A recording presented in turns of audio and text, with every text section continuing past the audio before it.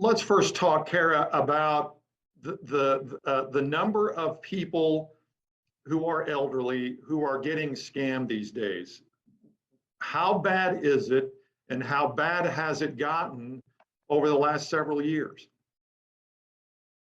So, and I will start by saying that really no age group is immune to scams, but scammers like to target older people and those with known health issues like Alzheimer's because they believe that those people can be more easily swayed.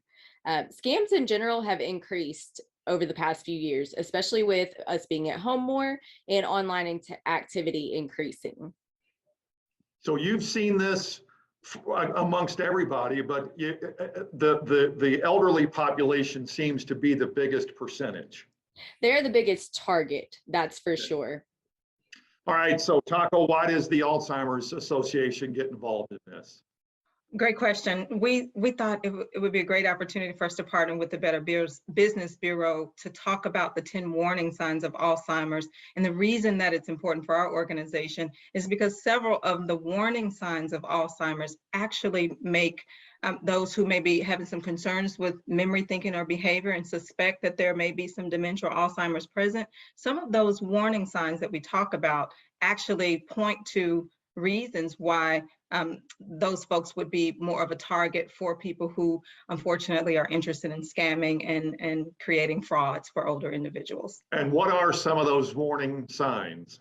Great question. So two of them that really stand out for me is that one of the warning signs is that people typically, and this is for Alzheimer's, there are 3 stages of Alzheimer's: early, middle, and late. We typically start to see some of those challenges arise with people who are in the middle to late stage, because oftentimes they will experience a decrease in exercising good judgment. Sometimes it's a matter of, not being able to manage their finances in the way that they used to be, trusting people that they probably shouldn't trust with information in terms of like their bank account information, giving someone in their neighborhood their credit card saying, hey, well, okay, great, can you go and pay this bill? So that's just one example of a warning sign that really makes people susceptible. And that's just a matter of how this disease progresses along in individuals that really make them vulnerable and trust people when they may not necessarily should be trusting those particular folks. Cara, I would assume that's the biggest reason why this age group is targeted, because of that trust factor. Absolutely. The scammers believe that the older individuals are going to be more trustworthy. And I mean, again, with conditions like Alzheimer's and memory loss or confusion, you're more likely to reach that with the older age groups. So what will you be talking about, Cara, at this session? How do you plan to help get the word out about how to keep from being scammed? So the Better Business Bureau is going to go over some of the riskiest scam types in this category, as well as some red flags for those, excuse me, how to avoid those, and some tips for families and caregivers. Give me an example. Give me one of the top 2 or 3 red flags. What should people be looking out for? So one red flag is when you have a lot of incoming calls from unknown persons, as well as incoming mail with stuff like sweepstakes offers.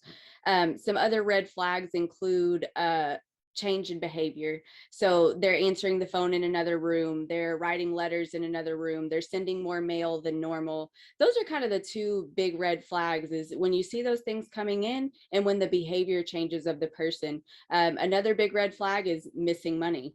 Yeah, I would think that would be one of the top ones, especially if you're a family member of someone of that age group. You really need to have, and you can both answer this, you really need to be aware of what's going on. Absolutely. Absolutely. and Taco, that's another aspect of this. The trust factor in this. And I know I keep bringing this up, but it seems like you would think that those in that age group would trust family members, and that trust seems to carry over to somebody they don't even know. It does. Caregivers, what we always try to aim for is to make sure that the primary caregiver is aware, is educated because oftentimes the caregiver, especially in the later stages of Alzheimer's, the caregiver really becomes a decision maker for the individual living with Alzheimer's. They handle all of their money matters, their legal matters. Sometimes they have to delegate things to other family members because that role is incredibly stressful. And so you're right, people tend to trust people more, especially because they're starting to realize that they do have some memory challenges, that they do need some support. And sometimes it may be trusting other people in the community. It may be people that you've known for a very long time. We always try to make sure that caregivers have the right questions in mind to talk to people about, to make sure that they feel empowered and confident about screening people who are coming in and out, who are calling, and as Cara mentioned, it's really making sure that you know what's going on with the person's finances, making sure that they know not to give certain information out to people who are calling. Make sure that you're keeping a watchful eye on things like infomercials, and are they ordering things, is large sums of money missing? Because with Alzheimer's, it's not just, there are things that are normal part of the aging process, and then there are some things that are not. So our goal is to make sure that we can help people draw a distinction between what's a part of normal aging and what's not, and what are some of those things that's going to make people more susceptible to the threat of a scam or being taken advantage of.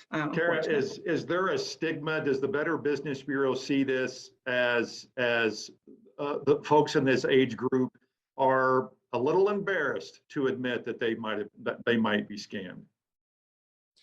Yes, this age group and younger, really anybody, when they encounter a scam, no one wants to believe, well, I've been scammed, and they definitely don't want to reach out for help after the fact. But yes, especially when you're older and experienced and you fall for something like this, it can be embarrassing. Mm-hmm. And Taco, I would assume you see the same thing. We do. We have a 24-hour helpline, and we do have people who contact us in some instances trying to figure out what to do about it post event. So after they've been a victim of a fraud or some type of scam, then they do call on us to say, okay, well, what do we do about this? How do we make sure that a different person that we trust in the family is more of an overseer for that person's finances, just to try to protect? And so I know what we will accomplish in that conversation is to really make sure that people are connected to the right resources, that they know what they can do, most importantly, to prevent it. But in the event that it does happen, we're excited about partnering with the Better Business Bureau to make sure we cover all those bases. That's a perfect segue, Cara. So I've been scammed, or my mom and dad have been scammed. What's the next thing that we should be doing? Well, as always, depending on what the scam is, you'll want to contact your financial institutions, make sure that your personal and financial information is secure. Next, contact us at the Better Business Bureau. We have our scam tracker that you can report these scams to. We can kind of help you navigate the next steps and give you some tips to avoid them in the future. And I'm sure you have a pretty large database. Yes, lots of scams in our scam tracker database and lots of tips in our tips blog. So you're able to keep up with it. All right, the actual conference itself on January 25th, how do you, and both of you can answer, how do you get involved with this? If I'm wanting to find out more about this and be involved in this thing on the 25th, what's the best way to get involved with this? Taco, I'll let you take that. Okay. Thank you. Well, there are a couple, we've tried to make this really easy for people to participate. So first, it is going to be a virtual meeting. Of course, we want to make sure that we make that convenient to as many people as possible and do that in a safe way. There are a couple ways you can register. Both of our organizations, the Alzheimer's Association Arkansas chapter and the Better Business Bureau of Arkansas, we both have put it on our social media pages. So there's a link there. You can go to our Facebook pages. You can call that 24/7 helpline that I mentioned earlier. It's all encompassing. That number is 800-272-3900. You can call that number. Anyone who's watching this, they can simply call and say, I want to register for this program, 10 Warning Signs with the Better Business Bureau, and we can get you registered that way. And then, you can just reach out directly. But I think it's just going to be a great opportunity. Hopefully we'll be able to record that, some parts of it, especially to make sure that we can make that available, as you've mentioned before, so that the information is out there for people who may not have an opportunity to join us. And hopefully it won't be the last time that we partner and offer this type of conversation to Arkansans. You know, this interview will live past January 25th on our website. And so, Cara, how does somebody find out more information about what the Better Business Bureau offers in situations like this? So you can always give us a call. Our phone number is 501-664-4888, or you can visit bbb.org. It's open 24/7. We have all kinds of links, resources, tips, advice, and contact information. Okay. Cara Carlin with the Better Business Bureau and Taco Price, the Alzheimer's Association of Arkansas, joining us. Thank you so much for being here. I wish we could spend 30 minutes on this because there's so much that's far reaching beyond what this is, but I'm hoping that meeting on January 25th will answer a lot of questions, and I do appreciate you being here today. Thank you. Thank you.